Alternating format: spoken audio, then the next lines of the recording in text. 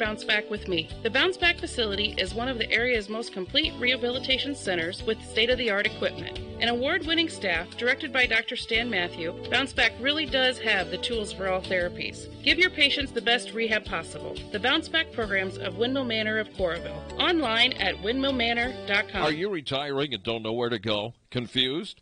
Call Tammy Rowe at 631-4795. She can save you lots of money on Medicare. Get you insurance quotes from over 40 companies from the comfort of your home. She'll show you how to navigate the confusing healthcare system. Tammy's been in the business a long time, and she's seen a lot of changes in the system.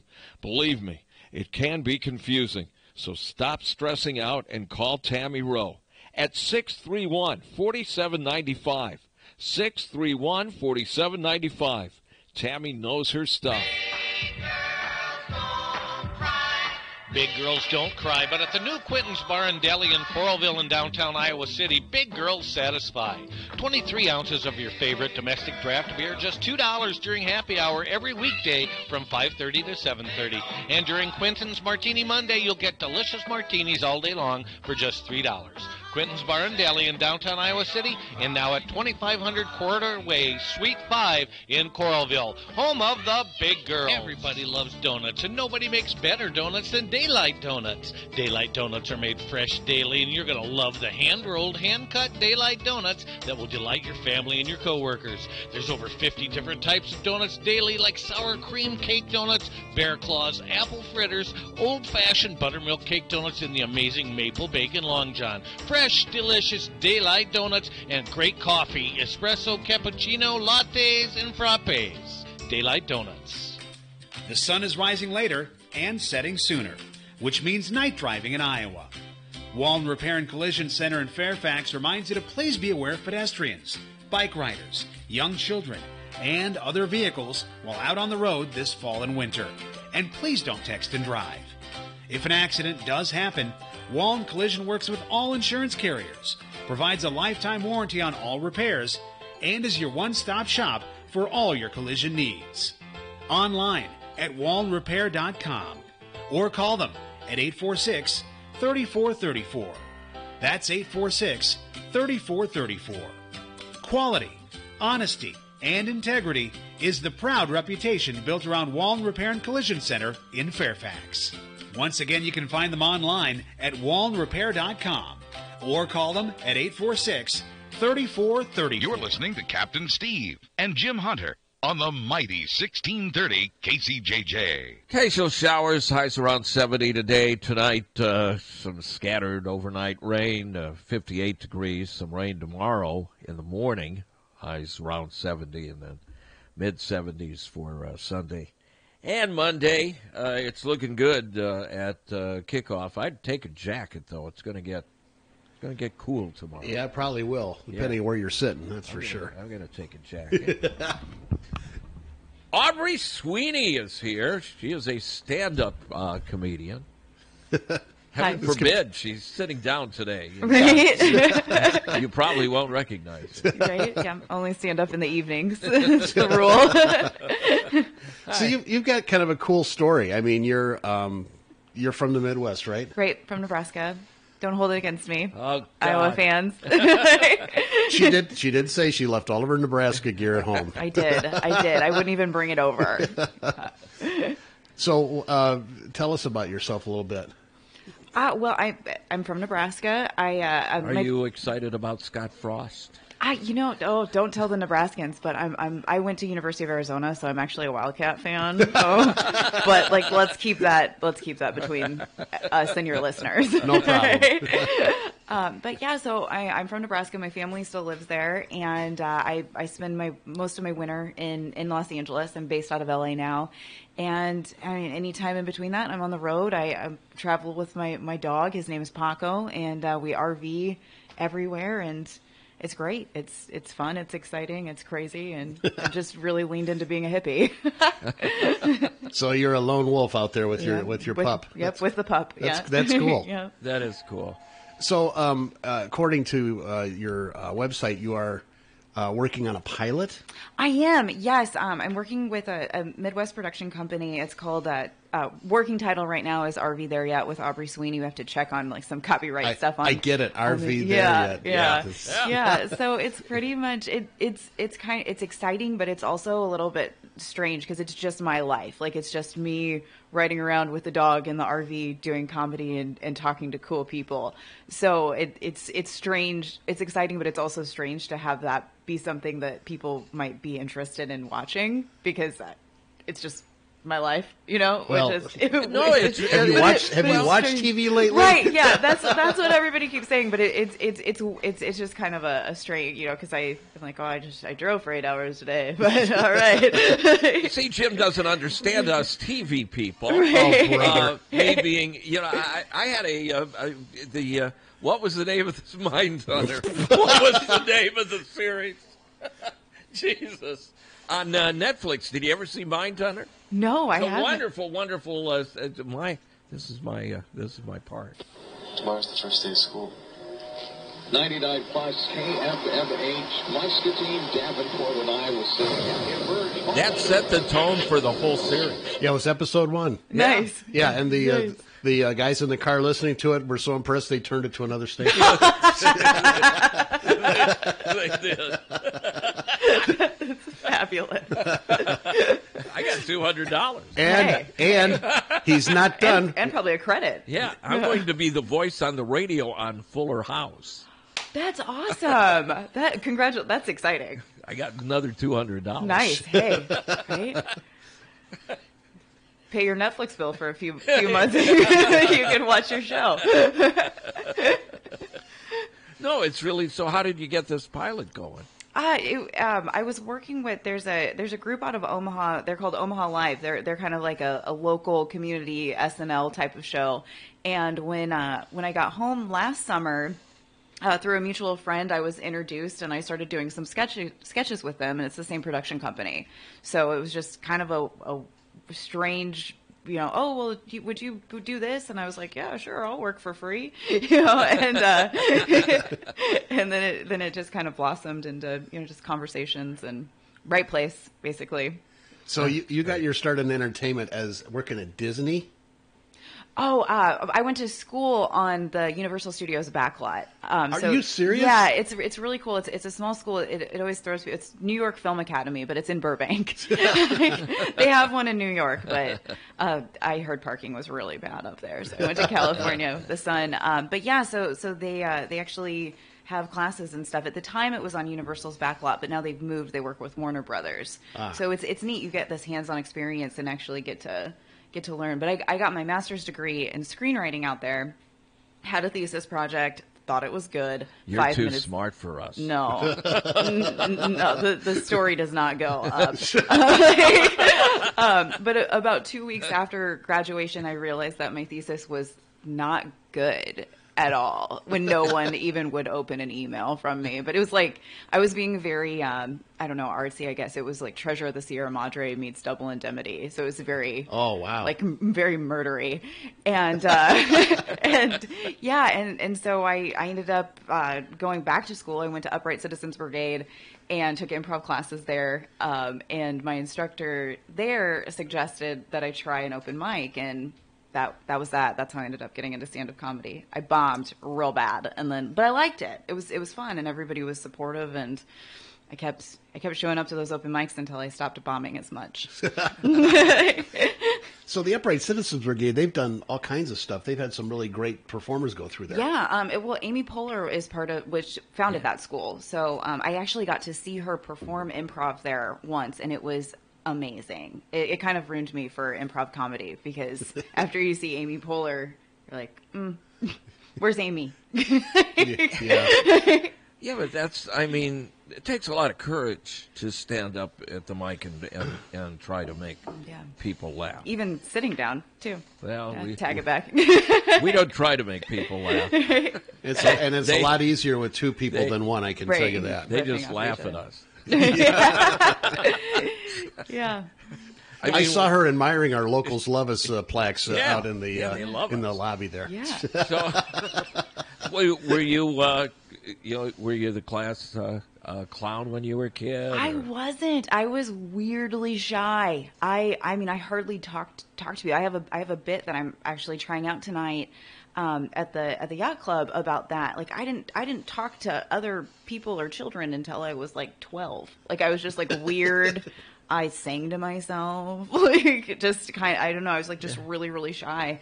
And so my parents, and I think this is a little bit why the performance, the stage part was okay. My mom and dad put me in dance and just anything that I showed any interest in whatsoever so that I would learn how to like communicate. But I was just I talked to adults and that was it. But I'm an only child. So I mean that right there, parents' fault. They screwed me up. Yeah. Oh yeah, definitely. They would have given me a sibling. I would have started talking way sooner. I've got an only child. Oh, do you? Yeah. Yeah. This kid ended up. He's like a professor. He's got a PhD, and yeah. I left my third year of college. So it's weird. So when did you finally come out of your shell? How did you come out of your shell? I don't even really know how it happened. It was probably around in fourth grade when I was about 9. I transferred schools. It was kind of actually encouraged. The scary story thing. I wrote a pretty scary story about a haunted house and. I don't know. It scared the teacher. But so the bit is funnier. This girl's dark. The bit is funnier than the real story. But yeah. So I ended up transferring schools, and it was just like a more creative environment. I mean, and that's like a crazy like when I was in fourth grade, I wasn't really looking at it like that, but they were just more like I like to read, and the teachers were paying attention to well. This kid is really interested in literature. Let's promote that and have her talk about her books. And it just helped me really come out of I was into Goosebumps. I mean, it was a mess. but yeah, so I mean, I think it really came down to, I don't know, probably as I was getting into like 5th and 6th grade, I started to be more comfortable in talking and okay with the public speaking, but it was all because of educators. That's pretty cool. So, is there a camera crew with you? I mean, we're a small crew. There's 3 of us. Okay. Yeah, so we're doing it very small because most of the venues and things that we're going into, like we want it to seem really natural. So it's kind of, we're just keeping it. Do you very have small, like a simple. gaffer? Also, no. I think it's me. Like I think I'm the gaffer. What is the gaffer? Is that the mic person? I don't know. We don't know. We always look at those important. things. Technical director, best boy. Best boy. I always wanted to be a best boy. Yeah. Yeah. We don't have one of those, so you're welcome to join us. You have to find out what a best boy does first, and then you're all set. Yeah, I mean, for this one, it would just be laugh. I think, like, just laugh loudly. So, are you just here for one night then? Yep, I'm just here for tonight. And what time does the show start? It is at 7 p.m. Doors are at 6. Nice, and it's at the Yacht Club. You talk about small, intimate places. That definitely is one of them. Yeah, and it's a cool place, though. It is. How many places are you appearing on this? Well, I'm gonna be next stop. I'm going up to the Chicago area, so I think we're booked for like 6 shows out, like 3 in Chicago, and then the rest are kind of outside. Like I'll be in Joliet, Aurora, Joliet again. It's kind of just around that, just everywhere around Chicago. And then I'll go back to Nebraska, sleep for a bit, and then I have to head up to California. It's a crazy month. It really is. Your folks okay with it? How do they? Yeah, they are. I mean, now that I'm on the road, it's great because I get to spend more time at home. Before it was just holidays and stuff. So it's nice. It actually allowed me to be able to spend my summers with my family, which is nice. I love it. So that's cool. And then whenever they can, they're like semi-retired, so they'll try to come up and hang out. Mostly when I'm in California, they'll be like, "Oh yeah, we can make it up for the winter." Do they have their own RV that they come to see you in? No, they don't. They're just they're actually talking about buying one though. I think I got, because I grew up camping with them, and then it kind of high school and college and we stopped camping, and yes, I think that I got them like bit by the bug again. I think they'll be they'll be camping. We'll be neighbors, just hanging out in the manna colonies all the time. We're animal people. Yeah. And I see that you work with Boxer Rescue. And, talk about some of I love it. I actually, how I really got my start performing in California was I volunteered, because all I want to do is talk about my dog. Like, Is your dog outside? No, he's at the camper in the air conditioning. Living the life of Riley. We're dog friendly here. Oh, I should have brought him. Yeah, so most of my original material that I wrote, and I fight it a little bit now because I would write all of my jokes, everything about pets. So I volunteered initially at Sam Simon Foundation and the LA Boxer Rescue to just perform and do jokes about dogs, and that's really where I started booking my first shows, and it was great because I got to do something and talk about something with people that like-minded people who are like, we can listen to you talk about your dog for an hour. That's fine. Try to do that in a comedy club on a midnight show. They're like, get her out of here. We get it. You love your dog, lady. Animals We've always had. I've always had since I was little a dog and a dog and a cat. They've always got along. We just we lost our cat was 16. Oh, sorry. And we just lost him. But he was just a jerk. Right. I mean, I dearly love him and miss him. But yeah, this is the kind cat would come and want attention and sit on your lap and then belch right in your face. And, right. And then kind of look at you like, yeah, I can do this. Right. This is, Yeah. But, no, we've always loved animals. Yeah. They're just so much better than people. True. I agree. Yeah. I agree. You guys are all right, but well, you don't know us well enough yet. We get on people's nerves after a while. Yeah. He's already on my nerves. Oh, no. Yeah, pretty much on a daily basis. It's close to the end of the One week. of us is going to snap. We just haven't figured out which one's going to do it first. So, other than doing stand-up, do you want to go elsewhere with your career, or?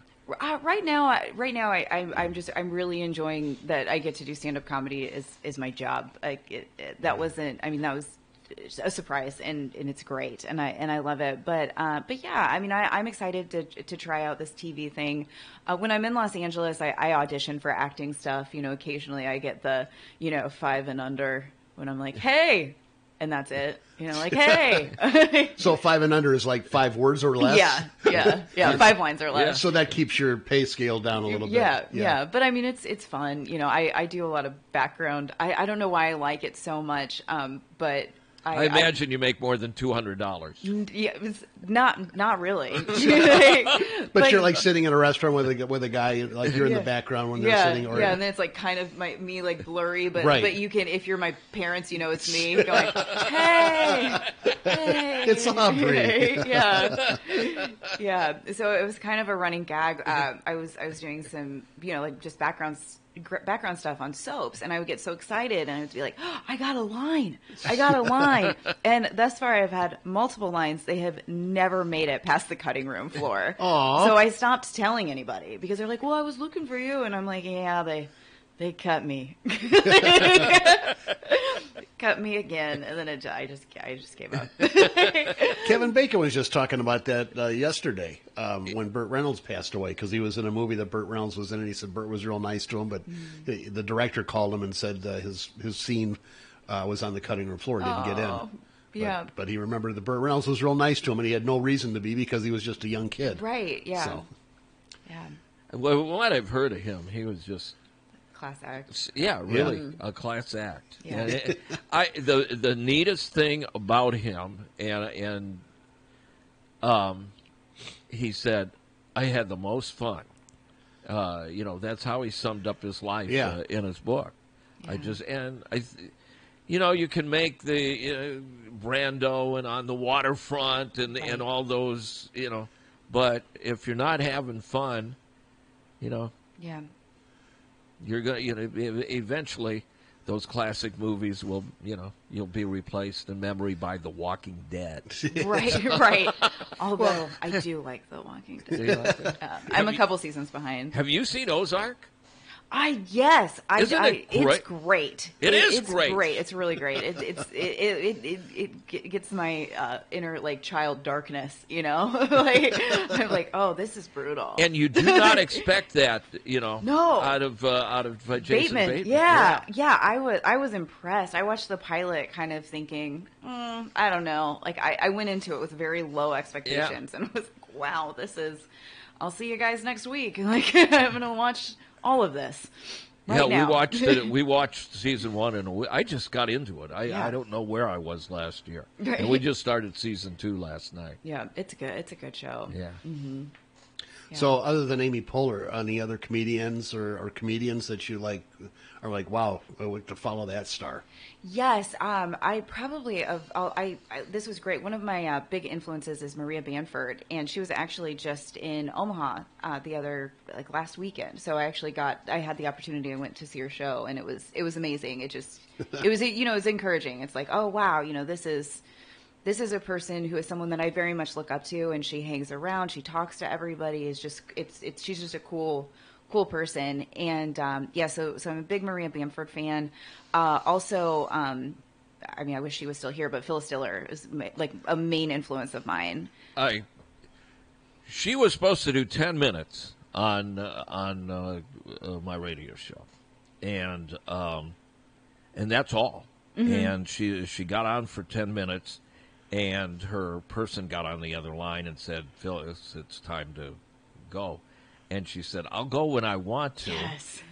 She stayed, seriously, she was on almost 2.5 hours. Nice. And I never had to say anything. She went with one story and one-liner after the other and after just a super sweet woman. Yeah. Yeah, I'm jealous that you had an opportunity to meet her. I didn't get to meet. No, she was on the phone. Oh, she was just on the phone. Oh, wow. Well, that's that, you got to talk to her. That's like meeting her. I just couldn't believe it, though, that she stayed that long. That's amazing. I can't believe that an audience would stay that long. Yeah, she was amazing. Yeah, in California, there's the club where I got my start is called Flappers. It's in Burbank, and they do at Halloween. It's like a Comedians of the Past show, and I was so excited about this. A few years ago, they said, "Well, Aubree, would you mind? We know how much you love Phyllis. Would you mind impersonating Phyllis?" So I got to be her for an evening, and it was just like a really cool experience. And I already loved her and looked up to her, but sitting down and watching her on talk shows and things like that, and picking apart her jokes. It was also a huge learning experience. It made me better. Well, I'm sure, because her timing was impeccable. Amazing, yeah, just right on. And I love the hair. The thing. It's like, gosh, I wish I had a thing like that. I could just do that, and people would laugh. I remember just being a little kid, and I think I had the flu or something, and she was on Carson. That's the first time I saw her. Yeah. And that laugh is just... Yeah, she's talking about her husband, Fang. Fang, yeah. Fang, yeah. Yeah, I think one of my favorite bits of hers was anytime she incorporated Fang, it was amazing. But she was talking about learning, I think it was the breaststroke or something. Fang was teaching her in the story, and it's long. It was a long bit, and she's talking about learning, and then Fang says, "Phyllis, get in the water." And then you're like, oh my gosh, this whole time she's been doing the breaststroke in the grass. I love that ability, just how she could just build and build and build and then just leave you just dying. So you spent a lot of time in Los Angeles. I have to ask, has there been any person that you've met, like a celebrity, where you're just tongue-tied, just oh my God, I can't believe this person is in the same room with me? I've had where it's it sinks in later, because it's weird. I was doing another thing where I didn't get a line, but I ended up being in the same room it was right after I graduated, and I had not a job, so I started doing I signed up for Central Casting. I was doing background every day. It was crazy. So I was doing background on Scandal. and the lady who was doing hair and makeup for the background people was behind schedule, and I seemed like a not creepy person. So they brought me into Kerry Washington's trailer, and I had my hair and makeup done right next to Kerry Washington, and I was like, I just didn't speak the whole time. I just sat there. And another one was kind of crazy. I didn't really get tongue-tied because I was oblivious, but there's a local coffee shop. It's called Priscilla's. It's in Burbank, right by where I used to live. And when I was in school, we'd have these crazy long hours. So everybody in class we would go up there and we would eat snacks and just get away for a bit. And I was standing in line and I was hungry, like really hungry, and I couldn't decide between zucchini bread and a blueberry muffin. It was like this, you know how like some days you just can't decide? I just couldn't decide. And there was a guy standing behind me in line. I was like, yeah, just like go around. And this guy says to me, he was like, well, what are you, he's trying to talk to me. And I'm so hungry, I don't want to. And he's like, well, what are you thinking? I'm like, I don't know. I have maybe the blueberry muffin, blah, blah, blah. And then like he's gone. And I go back to my classmates, and their jaws are on the ground, like just totally. I'm like, what? I got the zucchini bread. It was Johnny Depp. I was rude to Johnny Depp, and like that should go on your resume, right? And I never looked past his bracelets. Like, I mean, that's as far as I was like, this person with bracelets is talking to me. Ugh, I'm hungry. Like, yeah. That's great. So that was when I met Johnny Depp.